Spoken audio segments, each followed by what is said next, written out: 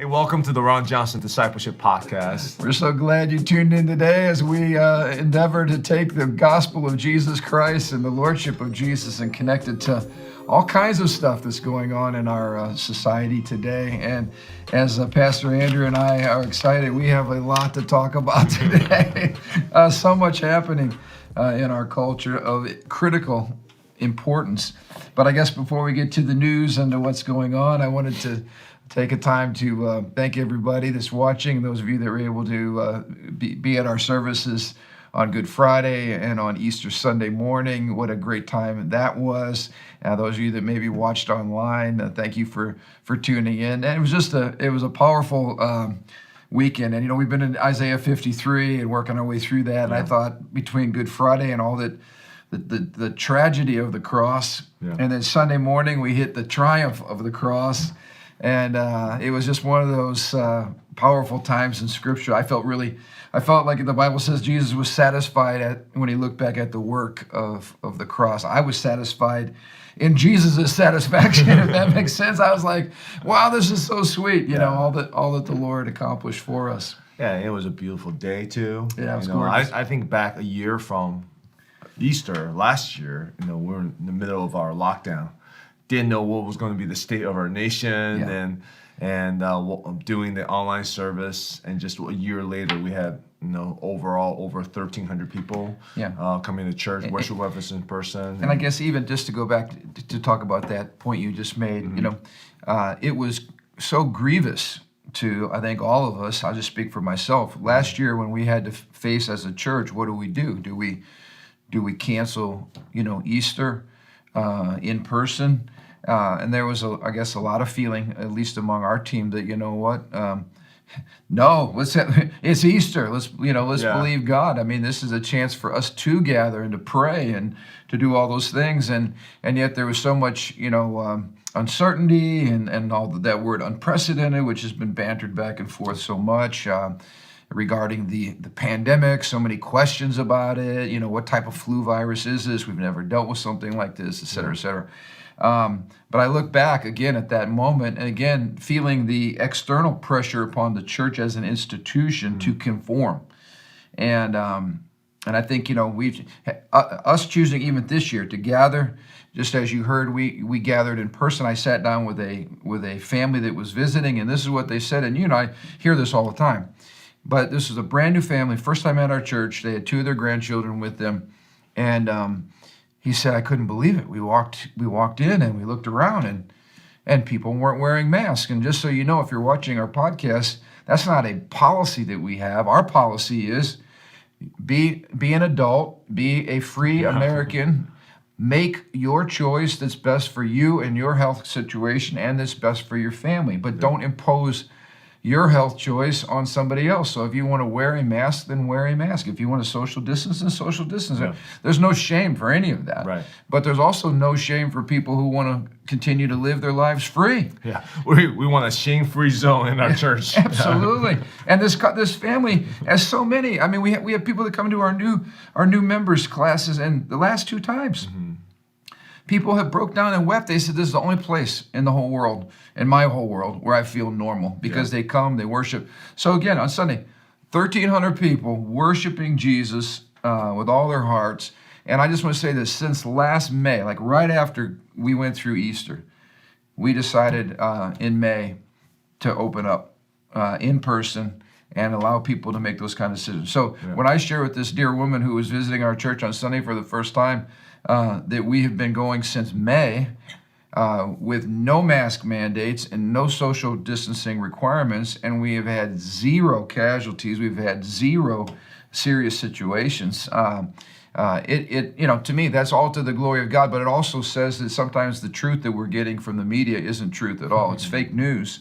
And that this thing has been trumped up for control purposes. We'll get into that in a moment. But I just wanted to say, again, how painful that was a year ago, and how we have made a decision as a church, that, we're going to continue to be essential. We're going to act essential.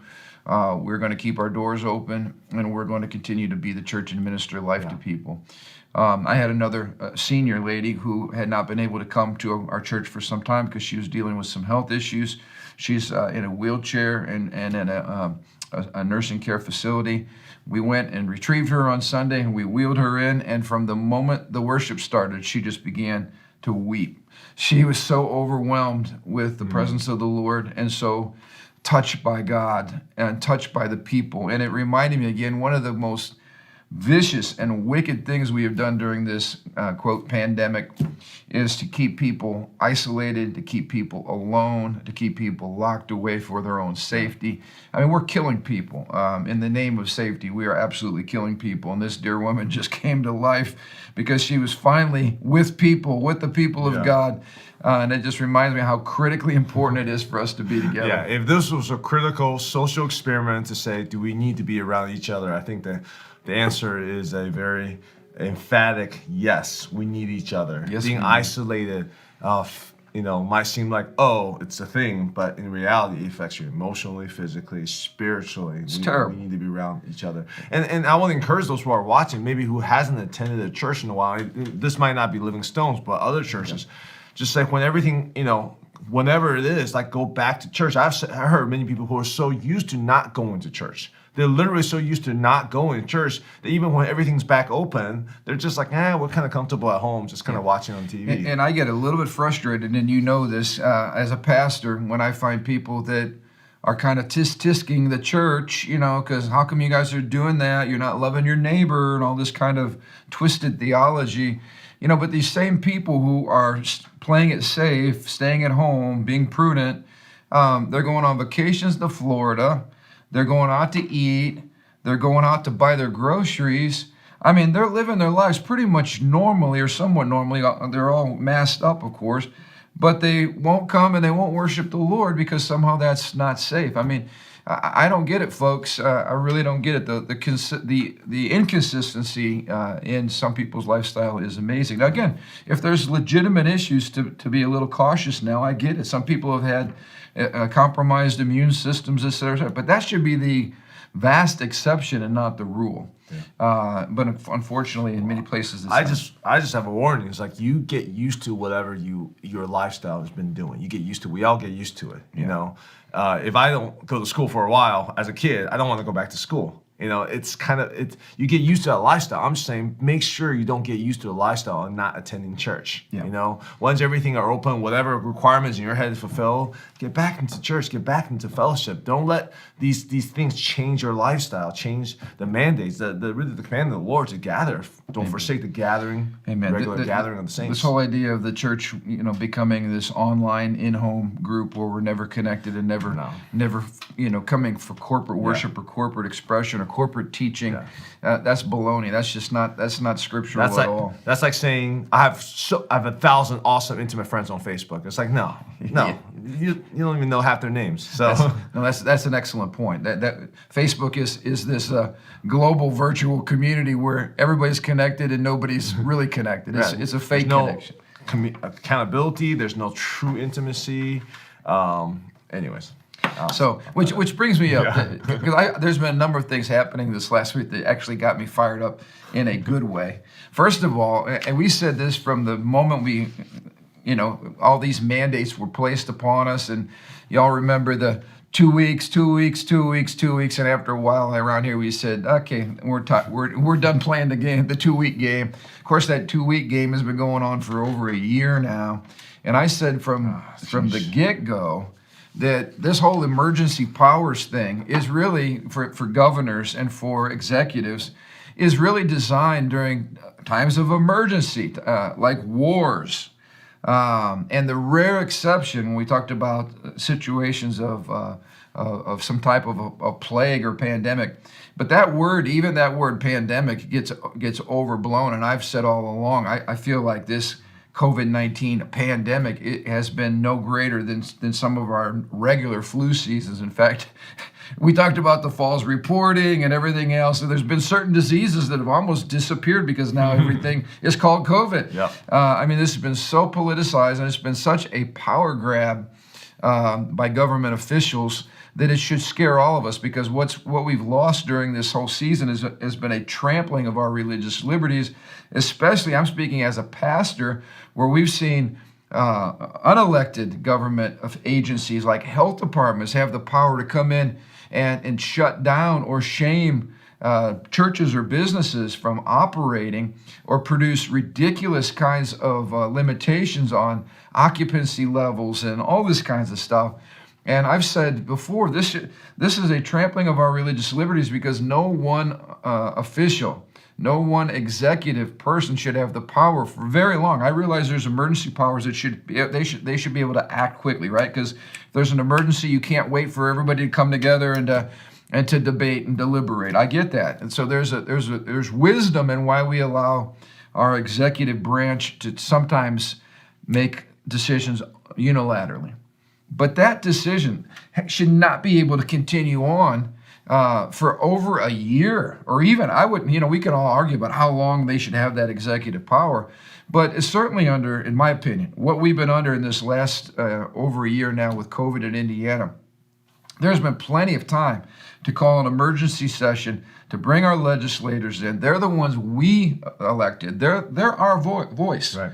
And last time I checked, our voice matters. This is a constitutional republic. Our voice matters. And so the fact that one person, male or female, should be able to unilaterally say, this is the way we're going to function here in Indiana, and impose his or her will on the rest of the citizens, causing widespread economic destruction, causing a trampling of our religious liberties. This is something that should not be able to go on. And I'm glad, our Indiana legislature finally passed a bill. It hasn't become law yet, because it has to go to the governor. The governor is going to veto it, from what I understand. But this was House Bill 1123. That basically say there's got to be a coming together of the legislature under those situations, and let our elected officials weigh in on behalf of us. Now, again, I love the language here, because the people are saying this is in Indiana. This is not an attack on the governor. The governor's trying to do what he believes is the best thing, et cetera, et cetera. This is not the House and the Senate attacking the governor, feeling like he's a terrible person. Nobody's saying that. But what they are saying is, in principle, irregardless of the personalities involved, in principle, our governor should not be able to set policy indefinitely, because that's not the role of the executive position. Right. What do you say about that? To me, this is not rocket science. The legislature is supposed to make law. In case of emergency, sure, you couldn't call them all back in session. You can't negotiate everything. You can't go through committee, so you got to make a quick decision. I get that. But as time progresses, when there is time, when there is space, gather the legislature, your local representatives and senators who we voted for personally in our local communities, because the governor is voted by everybody. But the local state reps and local senators have much more accountability, because they're much more local. That's what accountability means. Like, our state rep only represents a small group of people. So there's much more connection between me and my state representative than me and the governor. Well, so there's a lot more we have connection. Urban areas, we have rural areas, we have all different kind of communities represented, even in our state. Right. And they're not a cookie cutter. You know, you cannot have a top-down type of policy that goes over every area. They bring another great point: is not a one-size-fits-all policy. But as things settle down, there is time, there is space. Gather the legislature and have them do their jobs. To me, this is a no-brainer. Yeah, and providing a limit. Okay, governor, make your decision. Something quick has happened. There's an emergency, but then after the dust has settled, let's bring other minds together and let's have a representative form of government. Which just sounds to me like everybody, that's the key word right now. Let democracy work. Well, we're not letting democracy work. In fact, when it comes to these kind of situations, the other situation is, what is an emergency situation? I mean, those are nice terms, but what does that mean in real life? And I would argue this whole COVID situation has been a massive power grab that has resulted in the trampling of our liberties, and it was not one of those wartime scenarios that everybody suggested that it was. I think the greatest power, the power to make law, should be in the hands of those who are closest to the people. And I'm just asking you a basic question: who's closest to the people? Have you met the governor before. Well, I actually have met him one time, but that's before he was governor. Most people haven't, but more people has met their state representative and state senate. That more intimate connection makes that they are better representative to actually decide the situation in the long run. And just to be clear, we're not attacking our governor. This is not a personality thing. But principally, that makes sense. You want your your this representative. Is a principle. We're talking about principles. We're talking about the genius of our founders and the genius of a form of government that we have that divides powers. Especially in this very divisive issue of COVID and mask mandate, absolutely divisive. I want the person who's making that call be someone I can call up, who I see. I know my state representative. I can go to their community and actually have a conversation. Me with Governor Holcomb, that's probably not going to happen. Most people, not going to happen. Yeah, or even looking at the top-handed way this came down from a federal government. That's another one. And I appreciate, former President Trump, the way that he basically did the right thing instead of controlling all that power from Washington. He said, no, this is a state decision. Again, localized government as much as possible, making decisions that are best for their communities. So, but here's where the concern should hit all of us. Okay. We often say, if you want to know what's coming to America, if we don't experience a revival and we don't get back to our founding principles, just look at what's happening in Europe, or just look at what's happening to our friends to the north in Canada. There's been a massive move towards liberalism and towards progressivism in Europe and toward the north. And what happens on the heels of this type of a change in ideology is we end up seeing Christian values and Christian principles trampled. We've been arguing all along. It's not the church's or the state's job to dictate policy for the local church. It's also not the health department's job to dictate policy for the local church. But what we're seeing, especially to the north in Canada, we just had a pastor who was put in jail for simply continuing to have worship services. He was just released, and from what I understand, they're not looking at passing criminal charges, but they are still looking at fining his church for simply opening the doors and having church, which is what Christians do. It's what pastors do. We lead our people spiritually. But the one that I love, this was a Polish pastor, and I appreciate our European pastors in America because they're smarter than American pastors. Yeah, they've seen a lot more. They have seen what socialism and communism does and what a secularist government does to religious liberty. This just happened. I watched did you get to see this? I didn't watch the video. Oh, the video is awesome. I encourage all of you, get online and watch the way this pastor handled this. It was incredible. Polish pastor at a church in Canada says went viral after his blunt response to cops showing up at his church on Easter weekend. Now, let me just say this. We support law enforcement. We support our local police. Thank God for them. This is not a bashing of law enforcement, but this is what I'm talking about. This is absolute secularist government arrogance. About a half dozen police officers and a local health department person show up, all masked up. They interrupt this congregation's worship of the resurrection of Jesus Christ, Passover weekend, right?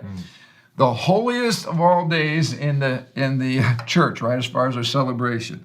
They have the audacity to show up and to threaten this congregation and this pastor for meeting. Now, here's what I love about it. This guy stops them right at the door, and he begins to yell, out, out, out. He said, police, I'm quoting here, police came to disrupt a church gathering. The Gestapo came again to intimidate church parishioners during the Passover celebration. Unbelievable, he says. And he says, Nazis are not welcome here. Do not come back, you Nazi psychopaths. He says, unbelievably sick, evil people intimidating people in a church during the Passover. You Gestapo, Nazi, communist, fascist, don't you care? He says, don't you dare come back here. He says, if you don't have a warrant, then get off of this property. Now, that sounds like strong language, but you know what? That's exactly what happened in Europe. It's exactly what happened under the Nazi regime. It's exactly what happened under communist government. And this guy, some might look at that and say, man, that pastor was a little unhinged. But I'll say this. He understands the rule of law, and he understands what the church's role is, and he also understands what government's role is not, and what the health department's role is not, and what the local police department's responsibility is not, and that's to come on private property during a time of worship and celebration, and to suggest that the secular state is going to impose its view and its laws, and again, these local health department people, this is what gets me. Why we would submit our liberties to unelected local health departments who are trying to tell us what's right. I mean, I'm going to get off on a little tangent here, but I look at even the state policy. All right, today we're liberated, supposedly. We just got liberated by our governor. Again, unilaterally, which is wrong. Yeah. But we got liberated today. Evidently, we no longer have a mask mandate.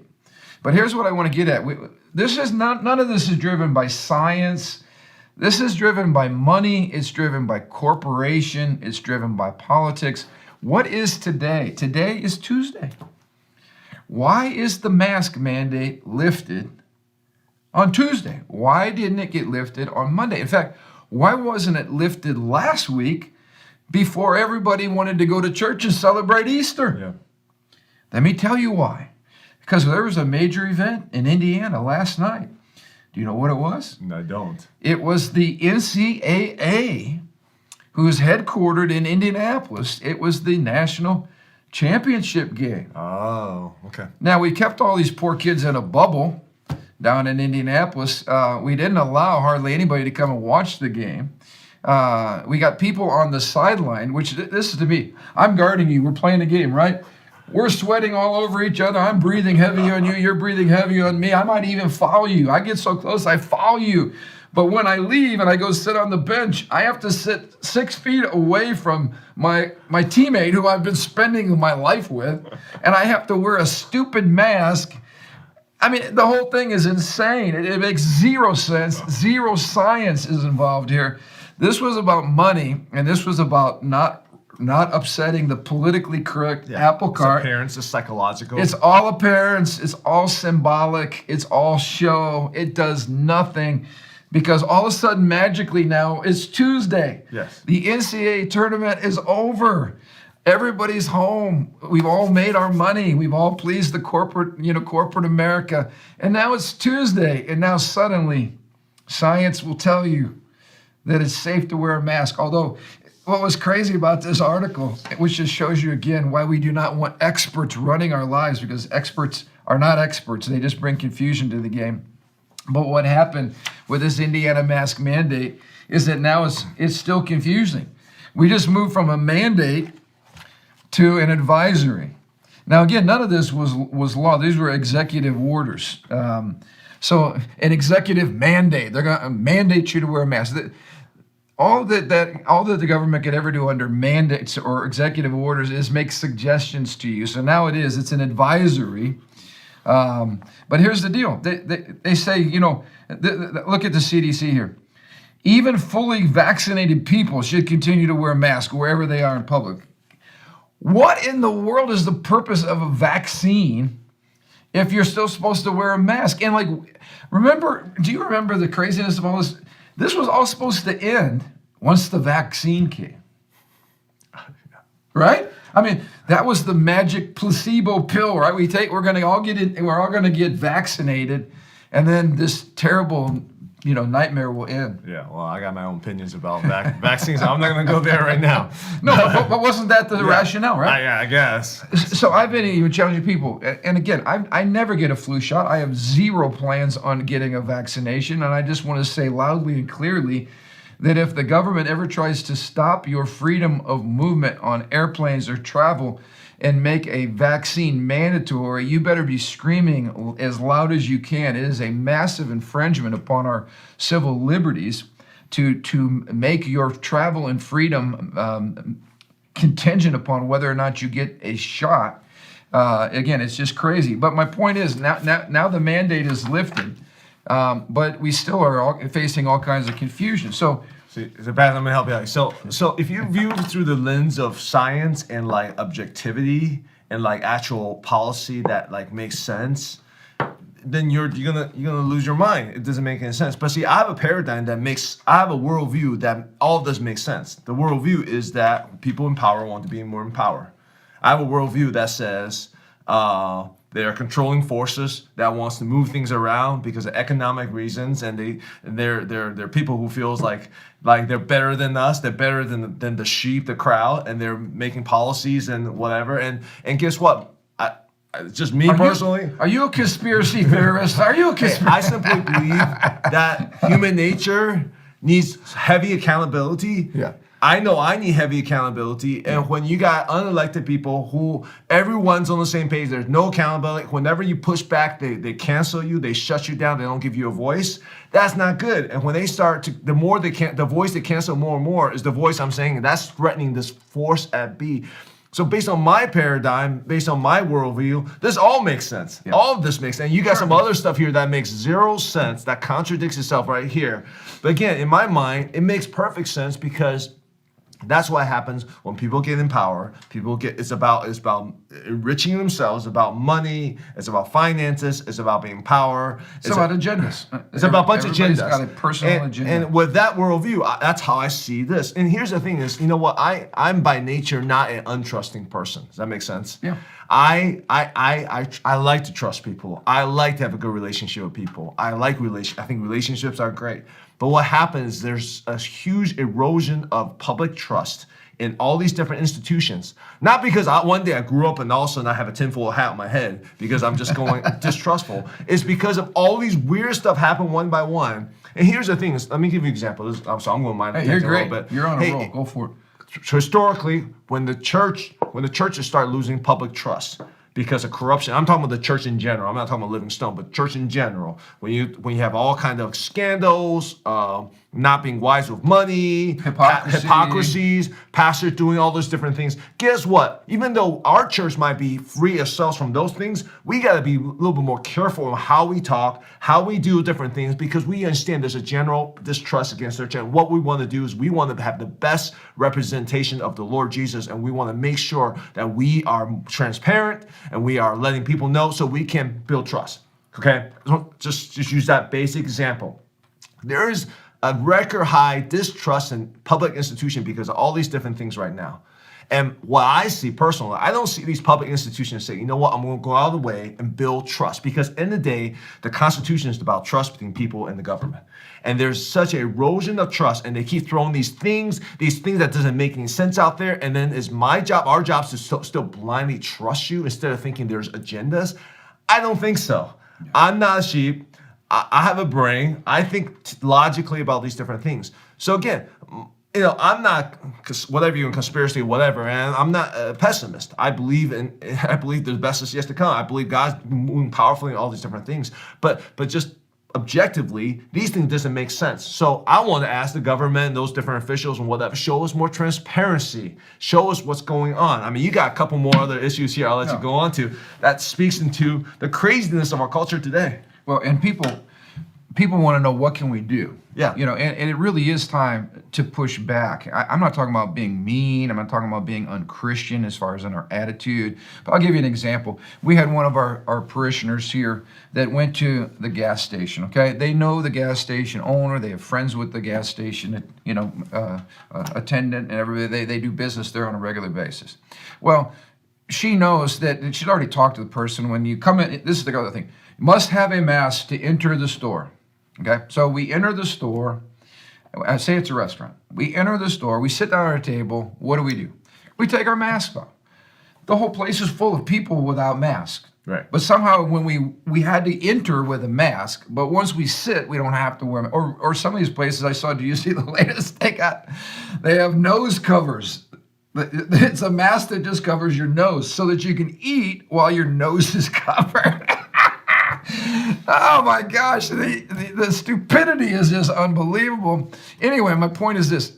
She goes in there, and this lady from the other side of the world starts screaming at, "What are you doing? You, put your mask on, you're making it unsafe for all of us," and on and on and on. So she looks at this lady, "Are you talking to me?" And she gives a little nice pushback about, "No, I'm not going to live in hysteria. You're going to be fine. If your mask works, then relax. if you're so confident, she says, does this help you? And she pulled up her shirt. Yes, that makes me feel safer. Oh, really? So now your hysteria and your phobia is my problem. But here's the crazy thing. She said, I'm out here because I have to get essential things. The lady walked out of the store. What were her essential things? She bought a lottery ticket and cigarettes.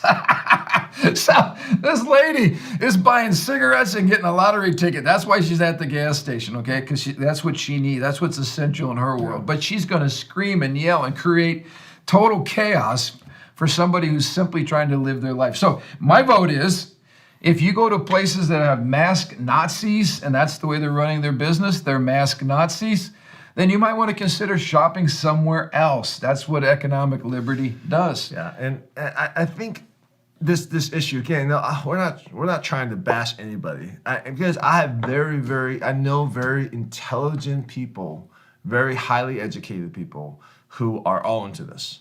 And for me, this is not issue of. To me, this is really your worldview. It's an issue of worldview. How do you basically see the world? Do you see the world as this way, or do you see the world from, I can't describe the other worldview, but from my worldview, it's from the worldview of people are trying to there's agendas and people are trying to take control. And I have the personality that says, no, I'm not going to be controlled. I'm not going to be under that worldview. But to me, this is an interesting thing, because it's not how smart you are. It's not how educated you are. It's really what religion you buy into. And when I use the word religion, people think about Christianity. Well, that's what a worldview, just to clarify, because I've had people say, should people be discriminated on the basis of their religion? I said, well, you're asking a loaded question. Yeah. Let's ask the question this way. Do you believe that there's some ideas that are good ideas and some ideas that are dangerous ideas? Good. Yeah. Of course. Yeah. And we could highlight dangerous ideas that I would hope the majority of us would go, yeah, that's a dangerous idea. So a worldview is really a collection of ideas that should fit together coherently. Absolutely. That help us explain what's true and what's real. And you have faith in your worldview. You have faith in your paradigm. And everybody has a worldview, and everybody has faith in their paradigm. So to me, it's a religion worldview, and a crucial part of my worldview is saying those who are in power generally try to stay in power. They generally do not give the power back to people. There are rare occasions, but if you look at the history of the world in the last several decades. So you mean what just happened, for instance, in Georgia, okay? We just had an election that the majority of Americans still believe was a fraud, okay? Yeah, now, the power people don't. The media certainly don't. They'll call it. Oh, you mean the people who got elected don't think there's anything? Yeah, the people that got elected and this new majority, they don't think there was any problem. Sure, yeah. Okay, so Georgia response, all right? And the Georgia legislature passes what we would consider common sense law to help reel in all the abuses that happen. Of course, the left calls it voter suppression, Jim Crow. Yeah. But what was it that they actually passed? You ready for this, folks? You have to have an ID to prove that you are the person that's name is on that ballot that's actually voting. Now, what we shared was that you have to have an ID to do just about everything in this world. Yeah. And it's an insult. I just want to say this. If you are a minority listener and a minority, considered a minority in America, and presenting a voter ID is something that the elites are saying you cannot do. You should take that as an absolute insult. What they're saying is you cannot function as a normal American. You don't have the capacity to function as a normal American citizen who has to show an ID for every imaginable kind of thing, as you talked about. So we're going to get into some of the response to this. But so they passed this election reform law, and the response of corporate woke America, which most Americans just are gagging over, we're so sick of it. The response was that the Major League Baseball decides they're going to pull the World Series, or not the World Series, the All-Star game out of Atlanta. Didn't that tell you I've stopped watching NFL, NBA, hockey? I never really watched hockey, baseball, March Madness. Anyway, I'm just saying that's the reason why I stopped watching. But you're not alone. Years ago, yes. You're not alone. Yeah. There are so many people that are absolutely sick and tired, because here's the deal. You say, well, do athletes or does whatever these organizations have the right to have a statement? Well, I would say this. As private individuals, yes, Yeah. But if you fail to understand why you exist, like why does MLB exist? Is it a political organization? No, it is an entertainment organization. Why do people go to baseball games? To withdraw from all the craziness in our society and to have a time to simply enjoy good baseball and to watch some of the best athletes in the world doing something that most of us can't do and can't do very well, and we find that enjoyable. Why is it that we now have got to interject progressive wokeism into every single sport? I'm telling you, it's going to be the death of these sports because people are sick of it. We're sick of being preached at. We're sick of having our values insulted. We're sick of all the political leftist agenda that's literally being shoved down our throat. And I'm telling you, it is going to hit these organizations where it needs to hit them in their pocketbooks. Because people are going to stop, just like you. They're going to stop watching. They're going to stop going. They're going to stop buying the jerseys. They're going to stop purchasing tickets because they're sick of it. Yeah. And so this was interesting with the election law. We had Coca-Cola, Delta Airlines, amongst other groups that decided that they were now going to boycott Georgia. Yeah, and the funny, well, I guess it's not really funny, but for those who maybe follow some of the memes, is all these companies require identification to get a plane ticket, to get a ticket to the games, to get a ticket. I think Coca-Cola had a share board meeting. You have to show ID to get into the share, whatever it is. If you're going to have a like you say, a board meeting where you're going to cast your vote, you have to prove that you are who you say. Are who you are. Yeah. And so, I mean, I don't know what statement. Someone needs to reconcile this statement. Are you saying your right to watch a baseball game is more sacred, more important, more restrictive than your right to vote? And somehow showing, only when you vote, showing an ID is somehow racist. Well, they refer this to Jim Crow. It's a total insult to minority as far as I'm concerned. Kim Blackwell, who works for the FRC, I believe, right? And who's an African American. He used to be the Secretary of State of Ohio. He said this: these corporate wokesters has been sucked in by Joe Biden's big lie that these laws are racist and un-American to the point of being Jim Crow on steroids. Those of us whose family lived under Jim Crow, speaking himself, who lived Jim Crow segregation decades ago, and also who in modern times have the everyday experience of pulling out photo identification for all sort of common activities like checking in hotel or getting medicine, find that comparison appalling. Renting a rental car. I mean, I saw a meme on social media that listed all the things that you have to show, your identification for. Yeah. In our world today, which were hundreds of things, and then when we ask people to show that, how about this? Like, we actually have people saying that people in our country illegally who aren't even citizens of America should be able to vote.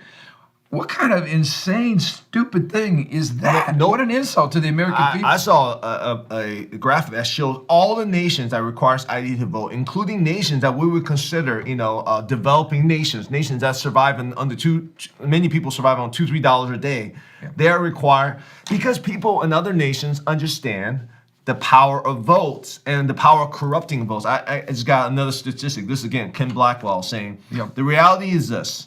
The least favorable poll for voting laws I've seen lately from the Associated Press. Okay, first of all, I don't believe in polls really anymore, but this is astounding. So I don't really take this to heart in general. People throw polls at me, I'm like, whatever. But this says 70% Americans support this common sense measure. Other recent polls says 77%. And here, Americans support this law by over. Black Americans support them by a whopping 38-point margin, 64 to 22. So let's be clear, Jim Crow doesn't get this kind of poll numbers in the black community.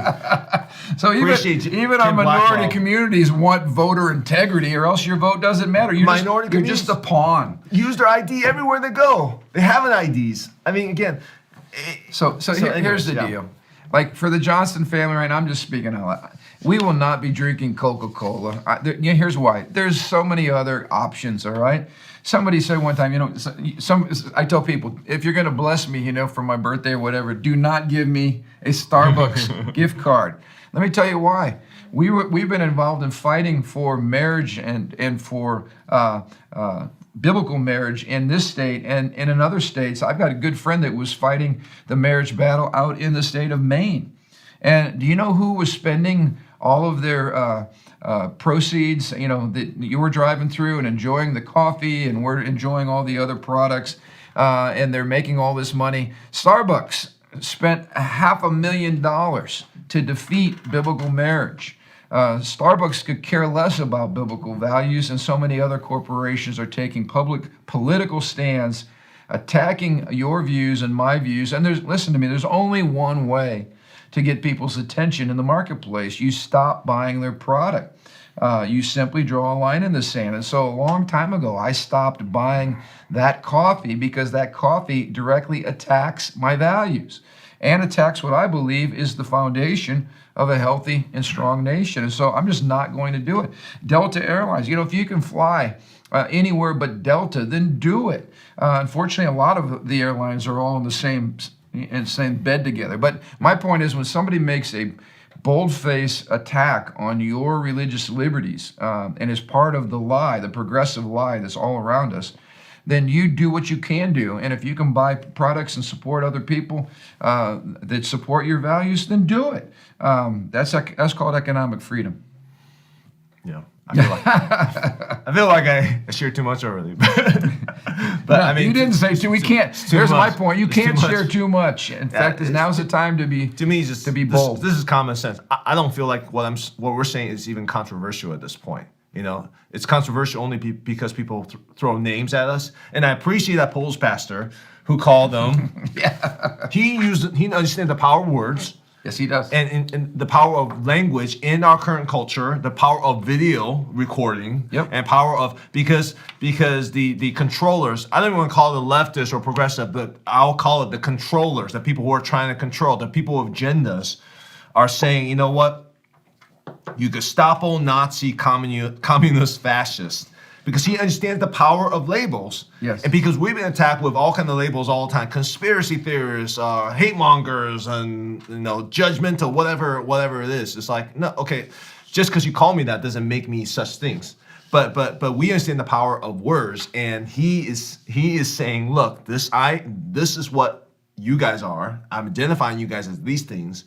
You need to show you're not these things, and the best way to do is, back off. So just leave and stop doing what you're doing. Stop doing what you're doing. And again, in America, we've never had to do this. Right now, we are having to get back to what does it mean? What are our constitutional liberties? What does it mean as free people?